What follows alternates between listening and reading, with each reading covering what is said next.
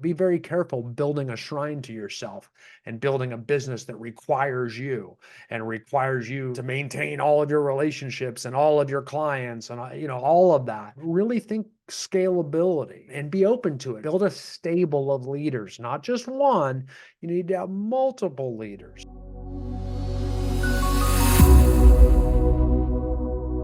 Hey, everybody, it is Brian Eisenhower. Welcome to the show today. I'm going to talk to you a little bit about real estate leadership today and how we behave as leaders in real estate. When I'm talking about leaders in real estate, I really guess we could be talking about everybody because typically, the agent is the leader of their own sole proprietorship. I mean, they're filing their own tax returns because they're running their own business. And then you move out to real estate team leaders and they run their team and they have people that answer to them. And then you move up to, brokerage owners and even owners of national brands that we work with and people like that. They also are leaders of large groups of people as well too. So real estate leadership is kind of a unique animal out there just because, most industries, it's really clear when you're the leader, everybody works for you and you can fire them, literally. In real estate, it's not quite that clear cut. You can't quite fire somebody or they'll just walk across the street and work for your competitor. They'll gladly take them since they're all just independent contractors. It makes it much cleaner and easier. So typically the leaders in real estate are trying to woo more people to work with them and for them, and as opposed to the typical employer-employee relationship that exists in other industries. So that kind of creates a little weird quagmire in leadership. Oftentimes, I see out there in the real estate industry, especially when things get slow in real estate. Boy, you see this a lot. And slow can happen with seasonality each year. Like in the winter, sales might slow down in your area. It could happen when interest rates go up. It could happen when housing inventory is low. It can happen during pandemics or great recessions or all those different fun things that get out there. So we have this tendency as leaders to get back in and hustle like mad and kind of quote unquote get back to the basics and start doing a bunch of lead generation ourselves or handling a bunch of sales ourselves to get those profit margins up and things like that. And that's not bad. I mean, that's it's better than pure apathy when you don't do anything or you don't, respond to circumstances in any way, shape, or form. However, there is something else we should be doing, and that's actually being more of a leader and increasing our leadership responsibilities as opposed to going back into the trenches 100% ourselves. There's additional things we can do as a leader. When we get real busy and successful, all of a sudden it's very easy to think like a leader because we have money coming in and our time is now extremely strained. Maybe that's the summer months. Maybe that's during hot markets. Who knows? Whenever that happens for you, and all of a sudden we're in this place where wow, we got lots of money, so we're very comfortable with giving jobs away and not being in the trenches ourselves. Maybe giving our buyers away to buyers agents or giving our listings away to our agents and things like that. But then all of a sudden those slow times come and we roll up our sleeves and get back in the trenches. So we get on this roller coaster of leadership that's very, very exhausting. And most businesses and leadership positions aren't like that. You want to build something that endures and lasts and is steady and stable, that's not so tumultuous and stressful, because if you ride that roller coaster of up and down too many times, pretty soon you're just going to say this isn't for me, and you're just going to go back to just selling 15 houses a year yourself and maybe flipping a house or two or something like that. And that's what usually happens. You see it out there all the time, is people tried to build a team or tried to build a brokerage, and then they got tired of all the headaches, the up and down, and they just say, I'm just going to do something simple that's more peaceful for me. And that's not, again, that's not bad, but that's someone who's given up on that dream of creating that, that large organization that gave them passive income that didn't require them to work so much. Because at some point, most people had that dream, especially when they open up a brokerage. They're hoping they don't have to sell so much, and a lot of the income comes passively from the people that are working in their brokerage, and that dream much more often than not get shattered. It is very few broker owners that discontinued selling themselves. And then they start to say things, well, like, I enjoy it, that's why, or, I need to stay in touch with the market, or things like that. And they go back to selling, and they make up a lot of these different reasons that get in the way of their results. So they make all these reasons to justify this behavior. But what they're really doing is giving up on leadership, or at least for the time being. But if they ride that up and down too many times, they'll give up altogether and they'll change their entire business model. So that's a very important thing to remember. You see a lot of people out there hustling, and you hear about it, man, I am hustling, I'm lead generating, or I'm out there recruiting, and they want that type of leadership, or that type of leadership coaching from coaching companies, which of course, we run one of the largest real estate coaching companies in North America, and we coach many of the highest performing brokerage owners and team leaders out there. And when we coach recruiting and how to increase productivity in your offices and your teams and things, and that's all great, but it can't be in lieu of leadership coaching, okay? And that's the hardest part, man, is getting out there and learning to develop other leaders, to get other people to lead for you, to remove yourself as a leader. To stop building an entire organization where you just idolize yourself. It's all about you, where you're the big name out there and we're promoting you, and it's all designed around you, where you're out there telling people, hey, look at how I hustle. Look at how hard I work. Look at me. You should be doing what I'm doing. Successful people, talented people aren't as impressed by that as you think. They don't like to see successful leaders hustling. They'd actually like to get to a place where they can relax and get passive income. So start thinking that way before you talk about your work ethic too much. You can actually turn people off a little bit there, because people are in different seasons of life and they go through different things at different times. So it's just talking about how hard you work all the time, or how everybody needs to work so hard, not going to be attractive to everyone all the time. And you see that a lot out there. It can stress you out. If you're on social media, you see other perceived leaders out there saying that all the time, work, get the grind, got to get up at 3 a.m. You got to stay up to this late. You got to work this much time, work hard, play hard. And, and all that stuff's fine. It has a place. I'm not saying it's wrong. But there are other ways to skin the cat, and stability has its benefits too. I think one of the ways we do that is avoid building a shrine to yourself where everything is as you say it, and everything, and I've done that too.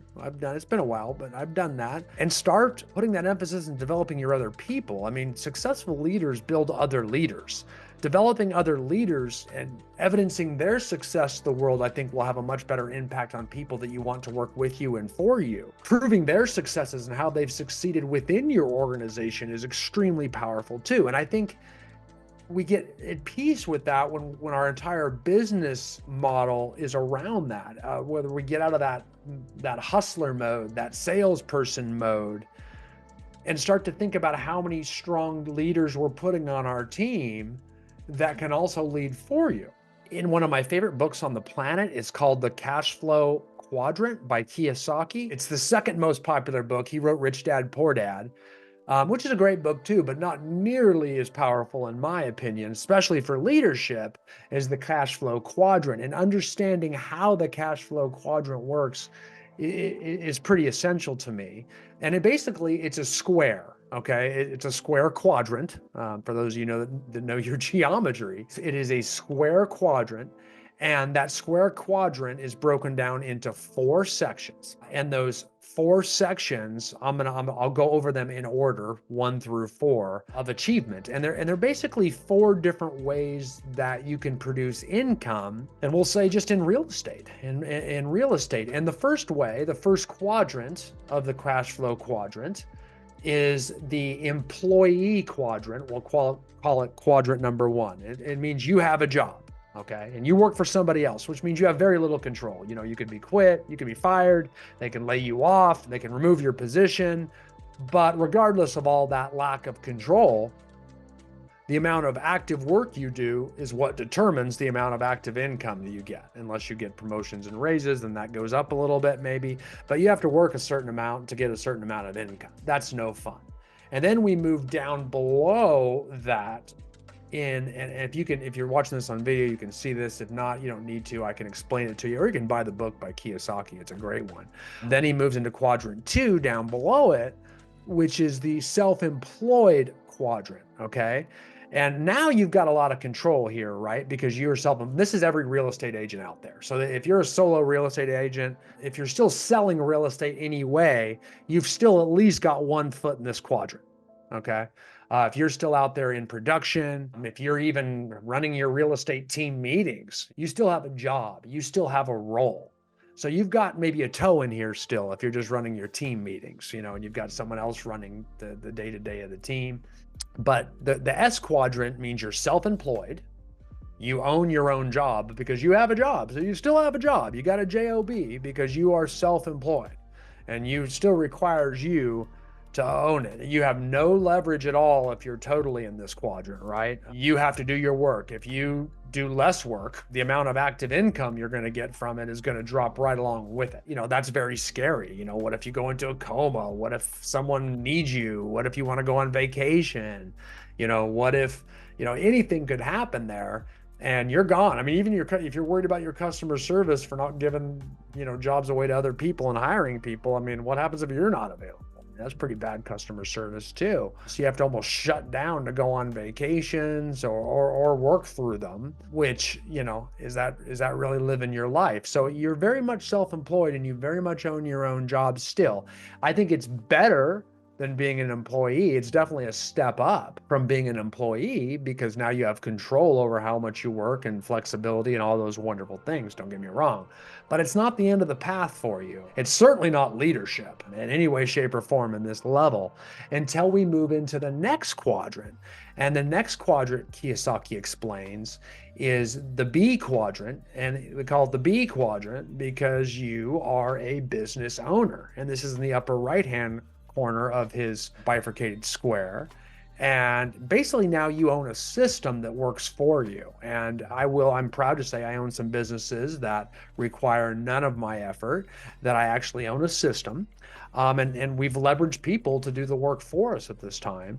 People work with you or even for you. And if they work with you, which means you're still working in your business too, maybe your real estate team, you're still working in it, or you own a real estate brokerage and you're still selling yourself, you've got one foot still in the S quadrant, okay? Because you do have a job in there. You still have a role, and without you, maybe it doesn't run quite as well. And that makes a little bit tougher, and here is why. People say I own a business, and yeah, I'm a business owner, and I own a business, and it runs itself. And I see this all the time with real estate brokerages, right? They'll say, okay, so I got this great brokerage, and it's smart to have a brokerage, and be like, are you sure? Because would the brokerage even pay for itself if you stop selling? So let's take all the income that you brought in, all the leads that you generated and gave to your other agents, all of the developments that they sit for you, or all the business that you procured and that you still handle. And if we removed yourself, is there enough income that the agents are bringing to the business to pay all of the business's expenses? And boy, very rarely is that true. It takes a lot of agents typically, or a lot of really high performing agents, to get up there. And that's why oftentimes the broker owner still has to sell, is because there's not enough income from the sales of the other agents, certainly from leads that they brought in themselves, to justify it. So at the very least, the broker owner has to continue to generate leads to provide them because they can't bring them in themselves. So very rarely does a brokerage pay for itself. And that's why you'll see a lot of brokerages, decide to, broker owners say, hey, I'm not going to grow my brokerages. I'm just going to focus on my team, or I'm going to even take my business to another brokerage or something to cut my costs, or who knows, things like that. Because we're not purely in that quadrant. We still have feet over in the S quadrant, right? And that's what makes it a little bit tricky. And then I'd be remiss if I don't move on and kind of explain the final quadrant.